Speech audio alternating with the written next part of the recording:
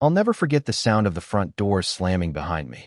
My own wife, the woman I'd shared a home, a bed, and decades of my life with, had just shoved me out into the night like I was nothing more than a stranger. "Don't come back until you learn some respect," she hissed, her face twisted with anger. Then the lock clicked, cold and final. I stood there on the porch with nothing but my car keys in my pocket. No coat, no wallet. Just me and the quiet, mocking glow of the porch light above my head. My chest burned with rage and humiliation. A man spends half his life building a home, paying every bill, fixing every leak, protecting his family, and in a single moment, his wife tosses him out like yesterday's trash. But that was only the beginning. I didn't go far that night. My car sat in the driveway, but I couldn't bring myself to climb in. It felt like admitting defeat, like driving away meant surrendering everything I had poured into that house. I leaned against the hood, staring at the closed door, hoping, foolishly, she'd come back, open it, and apologize. She never did. Instead, my phone buzzed. A single text from a number I recognized instantly. Her best friend, Claire. "You don't deserve that. Come to my place." I hesitated. Claire lived 3 blocks away, in a modest little ranch-style house I'd helped her move into years back. She'd always been kind to me, sympathetic even when my wife wasn't. Still, it felt wrong. Wouldn't going there stir up even more trouble? But then again, where else was I supposed to go? I arrived at Claire's door 15 minutes later. She opened it before I even knocked, her eyes full of concern. "You look like hell," she said softly. "Come in. Sit down. You need a drink." I stepped inside, and for the first time all night, I felt warmth, not just from her heater, but from the simple kindness she offered. She poured me a glass of bourbon, handed it over, and sat across from me with that calm, steady presence only a true friend has. "She's out of line," Claire said firmly. "You've done everything for her, and this is how she treats you? No, I won't stand for it." Her words hit me harder than the whiskey. I didn't realize until that moment how badly I needed someone to take my side, to remind me I wasn't insane for feeling betrayed. That's when my phone buzzed again. This time it was her, my wife. The message was short and sharp. "Come back home. Now." I stared at the screen, my pulse pounding. The audacity of it. She'd tossed me out like garbage, and now that she realized where I'd gone, suddenly she wanted me back under her roof? Claire saw the message over my shoulder. "Don't you dare," she muttered. "Not after what she did tonight." Before I could respond, there was a knock at the door. Firm. Familiar. My stomach dropped. Claire's eyes narrowed as she opened it. And there she was, my wife, standing on the porch with fury in her eyes. "Get in the car," she snapped, glaring at me like I was a disobedient child. I set my glass down, leaned back in Claire's chair, and folded my arms. "Calm. Steady." "No," I said evenly. "I'm comfortable here." Her face twisted in disbelief, then rage. I had never seen her look like that before, like a woman who suddenly realized she no longer held the leash. And what happened next still makes my blood boil. Her jaw tightened, and for a moment I thought she might lunge across the room. She took one sharp step inside Claire's doorway, her fingers stabbing the air toward me. "You're my husband," she spat. "You don't belong here. Get in the car. Now." I didn't move, didn't even flinch. Years of marriage had taught me that the angrier she got, the calmer I needed to be. It drove her crazy, and tonight was no exception. "I belong where I'm respected," I said quietly. "And right now, that's not with you." The silence that followed was heavier than lead. Claire stood frozen at her side, her lips pressed tight, as if she was trying not to escalate things. But my wife? Her face flushed red, her chest heaving, her pride wounded in a way I'd never seen before. "You think you can embarrass me like this?" she snapped, her voice cracking. "Running off to my friend's house, making a scene? Everyone will know." I raised an eyebrow. "Know what? That you kicked me out in the middle of the night with nothing but my keys? That after everything I've done for you, you treated me like a stray dog? Go ahead. Tell the world." For a split second, I thought I saw fear in her eyes. Not the kind of fear that comes from violence, but the kind that comes from realizing her carefully crafted image was slipping. My wife lived for appearances. Her reputation among friends, neighbors, church ladies, it was her currency. And I had just threatened it without raising my voice. Claire finally spoke.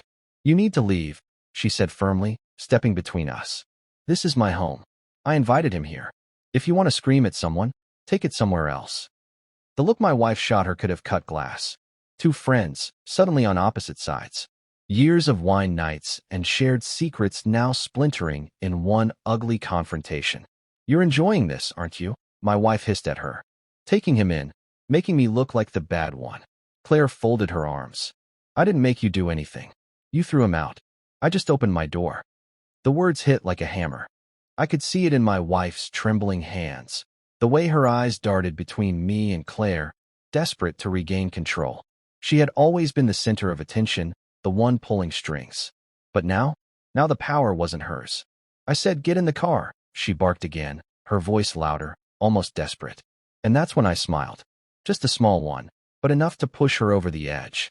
"No," I repeated. "I'm comfortable here." Her fury exploded. She slammed her hand against the doorframe so hard the picture hanging nearby rattled. Claire flinched, but I stayed still, calm, almost amused. "You'll regret this," my wife seethed. "You think you can defy me?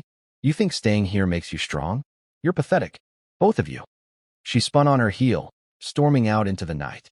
The slam of the front door echoed through Claire's living room like a gunshot. For a long moment, the only sound was the ticking of the clock on the wall. Then Claire exhaled sharply, shaking her head. "She's lost it," she muttered. "I've seen her mad before, but never like that." I leaned back in the chair, my heart still pounding though I refused to show it. "She's not used to losing control," I said. "Tonight she did, and she won't forget it." Claire sat down across from me again, studying me with cautious eyes. "What are you going to do?" I swirled the bourbon in my glass, watching the amber liquid catch the light. "I don't know yet," I admitted. "But I do know this. I'm not crawling back on command. Not this time." Claire nodded slowly, though the worry on her face didn't fade.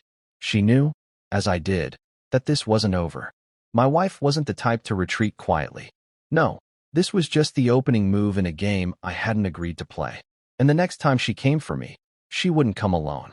The next morning, I woke up on Claire's couch. The smell of coffee drifted in from the kitchen, where she moved quietly, trying not to disturb me. It felt strange, waking up in another woman's house after 20 years of marriage. Not because anything improper had happened, but because for the first time in decades, I felt peaceful. But peace doesn't last when you're married to a woman like mine. My phone buzzed. Dozens of messages. Some from her, some from numbers I didn't recognize. A few neighbors. Even a cousin I hadn't spoken to in years. Every message had the same tone. Concern, laced with judgment. "Is everything okay between you two? Your wife says you stormed out. She told us you've been drinking too much lately." I clenched my jaw. Drinking too much? That was her news story. The irony stung. She was the one who polished off a bottle of wine most nights while I worked late to pay the bills. But now she was painting me as the unstable one. Claire placed a mug in front of me. "She's spreading lies already, isn't she?" I nodded. "She's fast. I'll give her that." Claire sighed. "She's desperate. Desperate people spin stories. But people also see through them, eventually." I wasn't so sure. My wife had charm, that practiced smile, that sweet tone she used when she wanted sympathy. Most people never saw the sharpness behind it, and she knew exactly which buttons to push. Later that afternoon, I tested the waters myself. I drove back through the neighborhood, just to see how folks reacted when they spotted me. Sure enough, I got polite waves, but also sidelong glances. One neighbor, a man I'd mowed lawns with every spring, avoided eye contact altogether. The message was clear. The whispers had already started. That night, she called me. Not texted. Called. Her voice was steady, but there was steel under it. "You made a fool out of me last night," she said flatly. Sitting in Claire's house like some stray dog she picked up. "People are talking. Do you want that? To ruin your reputation?" I let her words hang in the air. She wasn't asking me to come home. She was demanding it, threatening me with social ruin if I didn't. "My reputation doesn't scare me," I said evenly. "Truth has a way of surfacing. Yours will too." For the first time, I heard her breath catch. Just a small pause, but enough. She knew I had ammunition, years of resentment, things she thought I'd overlooked. Her spending habits, the late nights, the secrets she thought were hidden. "You wouldn't dare," she whispered. "Wouldn't I?" I replied. The line went dead. Claire looked at me from across the room. "What did she say?" "She's worried," I answered. "And she should be. But as I set my phone down, my gut tightened. Because I knew this wasn't the end of her schemes. No, this was the beginning of a battle fought not with fists, but with rumors, lies, and appearances. And she was just getting started. 2 days later, I realized just how far she was willing to go. It wasn't just whispers around the neighborhood anymore. She had taken her campaign public. At first, it was subtle, a carefully crafted Facebook post, written to look like a cry for help. Marriage is hard. Please pray for us. My husband is struggling right now, and I hope he finds the strength to come home. Addiction can break even the strongest family, but love heals all. Addiction. That word burned like acid in my chest. She hadn't just painted me as unstable. She'd branded me as a drunk, the kind of man neighbors pity and friends avoid. Within hours, the comments poured in. You're so strong for staying by his side. He's lucky to have a wife like you. Prayers for healing. I scrolled through them, my hands shaking with fury. Not one person asked me if it was true. Not one friend reached out directly. They just swallowed her story whole, like sheep. Claire stormed into the room when I showed her. That's disgusting, she snapped. She's manipulating everyone. I nodded slowly. And they're eating it up. But here's the thing about lies. They're fragile. One crack, one piece of proof, and the whole structure comes tumbling down. And I had proof. Plenty of it. Years' worth of credit card bills, unexplained charges, hotel receipts, and texts I'd seen flash across her phone late at night. I kept it all. At the time, I didn't even know why. Maybe some part of me always suspected the day would come when I'd need it. That night, I laid it out across Claire's dining table. Receipts, bank statements, a paper trail of her double life. Claire's eyes widened as she sifted through them. She's been draining you dry, she whispered. Not just me, I said grimly. Our marriage, our savings, our future. I could have gone public right then, countered her lies with cold hard facts. But something inside me stopped short. Revenge is sweeter when it's timed perfectly. If I struck too soon, she'd wriggle out of it, spin another tale, maybe even convince people I fabricated everything. No, I needed patience. I needed her to overplay her hand. And she didn't disappoint. The very next evening, she showed up again, but not alone. This time, she had her sister with her, a woman just as sharp-tongued and judgmental as she was. They didn't knock. They barged into Claire's house as if they had every right. There he is, her sister sneered, spotting me on the couch.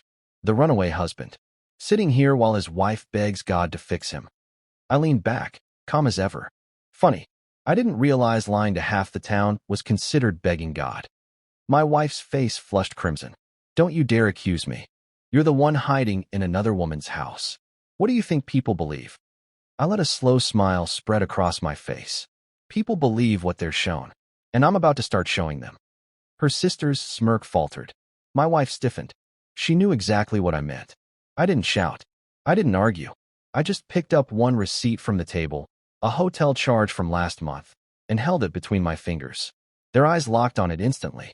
This, I said quietly, is just the beginning. Her confidence cracked. For the first time since she'd kicked me out, I saw it, fear. And that's when I knew. The game had finally shifted in my favor. The silence that followed my words was deafening. My wife's sister, usually quick with a barb, shifted uncomfortably in her seat. My wife, though, kept her chin high, pretending she wasn't rattled even as her eyes betrayed her. You think a receipt means anything? She scoffed, her voice trembling. You're pathetic, waving around scraps of paper like a madman. Nobody will believe you. I set the receipt back on the table, deliberately slow, like a poker player sliding a card face down. Maybe, or maybe people will start to ask questions. Questions you can't answer without tearing that perfect little image of yours to shreds. Her sister leaned forward, her eyes darting nervously. You wouldn't dare. You'll ruin yourself too. You'll look like a bitter old man who couldn't keep his wife happy. I smirked. I'd rather look bitter than look like a liar. The words landed heavier than I expected. My wife's face crumpled for just a moment. Not sadness, not regret, but pure panic. Then, just as quickly, she recovered, dragging her mask of indignation back into place. You're embarrassing yourself, she snapped. Claire, I don't know why you're enabling this. He's destroying his own life. Claire crossed her arms. No, he's finally standing up for himself. Something you clearly don't like. The tension in the room was thick enough to choke on. Finally, my wife grabbed her sister's arm and stormed toward the door. "This isn't over," she hissed. Not by a long shot. When the door slammed behind them, Claire turned to me, her face pale.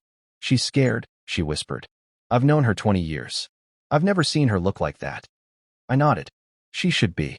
That night, I didn't sleep. I sat at the kitchen table, staring at the pile of evidence I'd collected over the years. Part of me wanted to release it all in one blow, watch her entire facade collapse overnight. But something told me to wait. Because here's the truth. People don't believe cold evidence right away. They believe stories.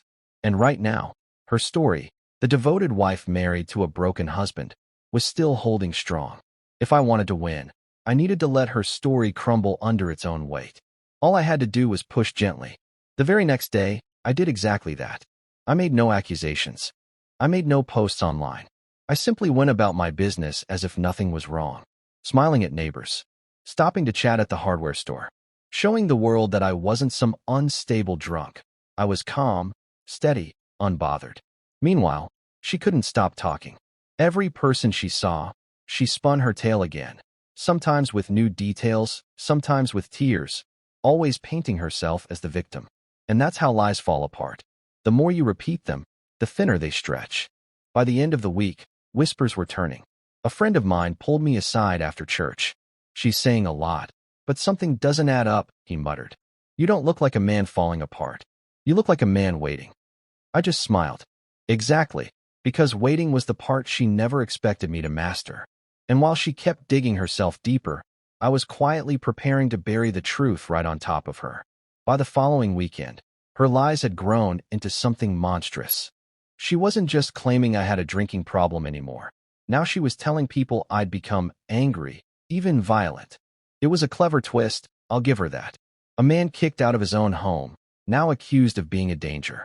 It made her look saintly, brave, the poor wife standing tall against an unstable husband. But the thing about liars is simple. The bigger the lie, the harder it is to keep straight. And I knew just where to make my first strike. Sunday morning, after service, she worked the church lobby like a politician. Hugging, whispering, patting hands, eyes damp with rehearsed sorrow. I stood across the room, silent, watching her circle of sympathizers grow. Then, I pulled out my phone.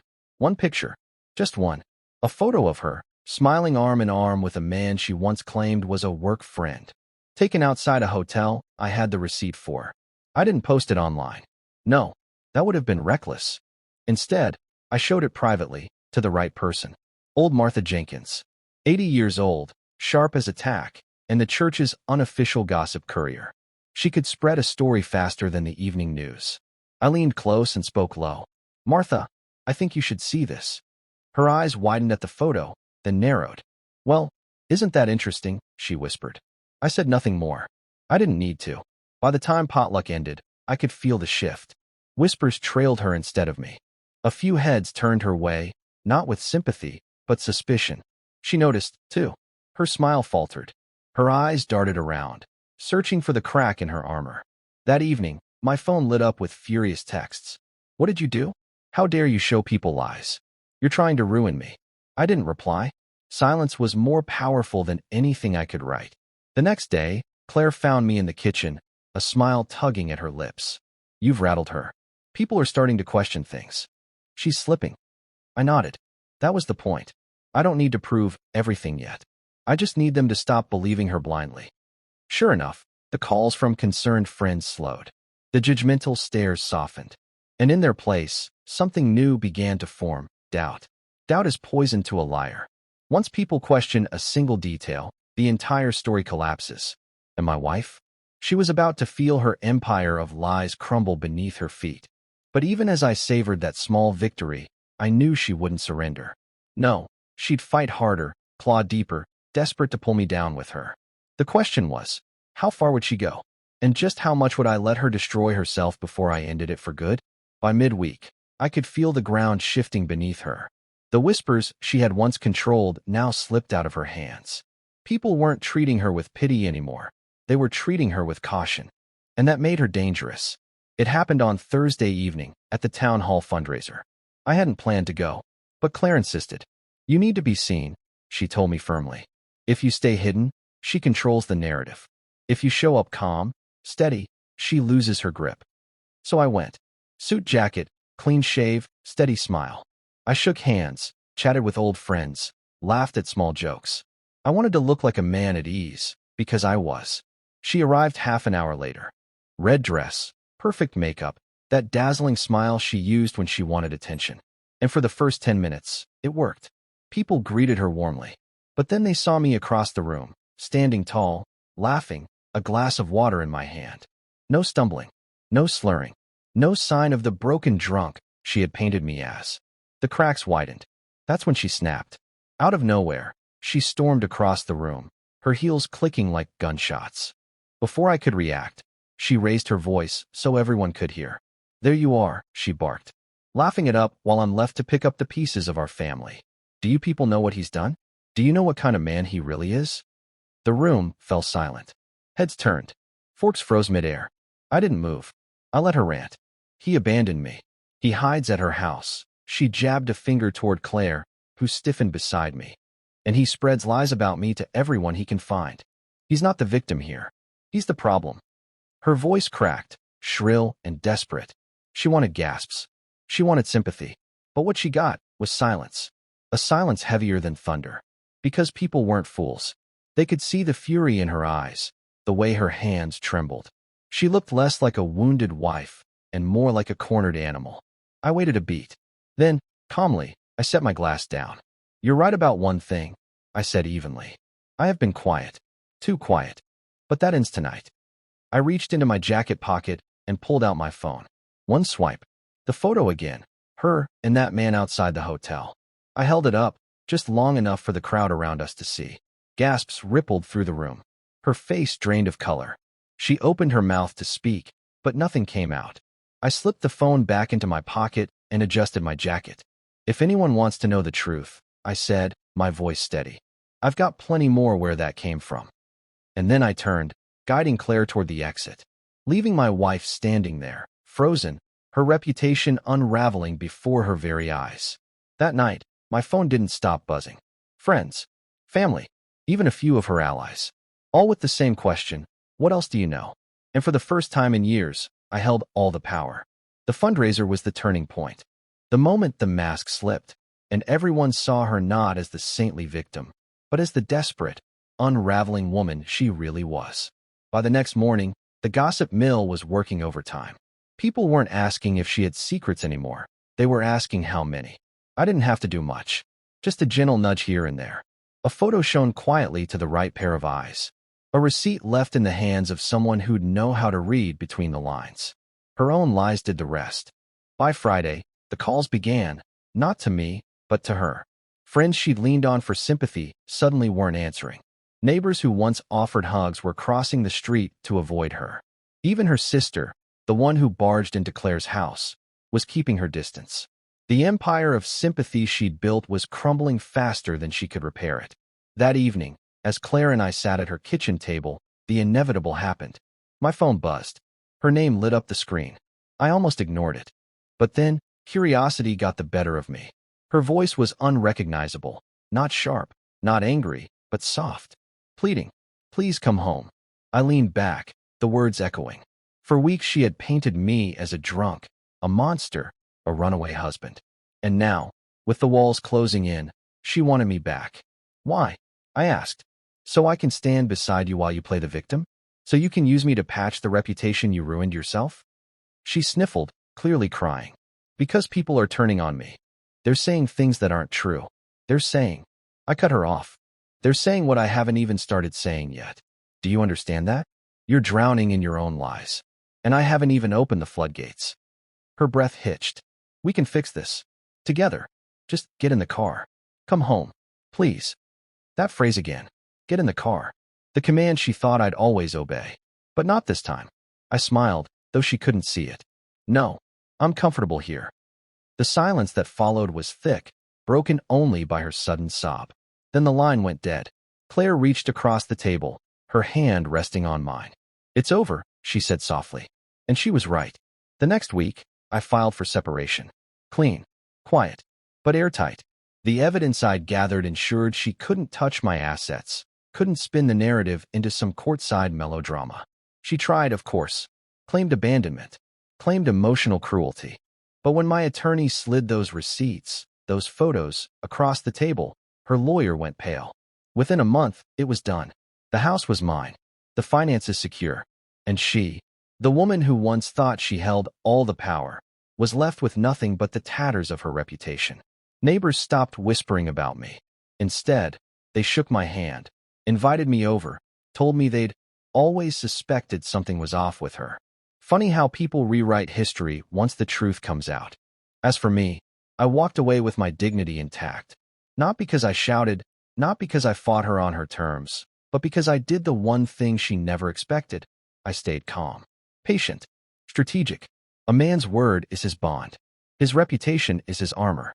And she tried to strip both from me.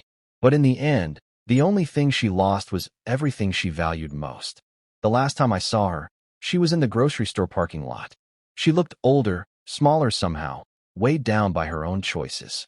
She avoided my eyes, fumbling with her bags, while I stood tall, loading mine into the trunk. And in that moment, I realized something simple. I didn't need revenge anymore. I'd already won. Because real justice isn't in shouting or in breaking things. It's in walking away with your head high, while the one who betrayed you has to live in the wreckage she created.